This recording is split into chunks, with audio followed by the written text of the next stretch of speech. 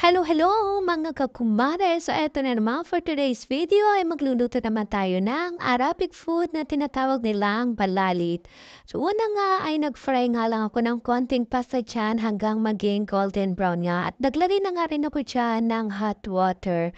So itong pasta nga itong mga mare ko ay para siyang pasta ng spaghetti pero madali lang siyang maluto kasi nga maliliit lang siya. At nilagay ko na nga rin itong plain na pasta mga mare ko at pinakuluan ko nga lang yan ng ilang minuto. After nga niyan mga mare ko ay okay na yung ating pasta kaya naman drainain ko na nga siya sa malamig na tubig.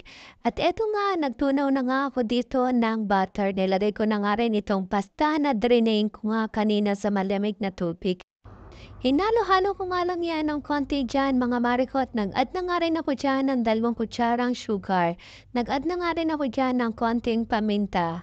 Kailangan lang siyang haluin mga mare ko dahil baka nga siya ay masunog dahil nga mabilis lang siyang maluto.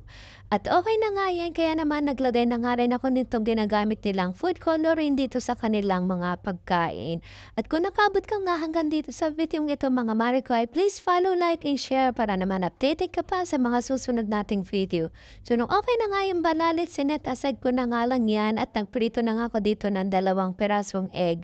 Naluto na nga yung itlog ay eto na nga yung ating balalit. So ready to serve na nga yan mga mare ko. So hanggang dito na lang. Thank you for watching mga mare. Bye-bye!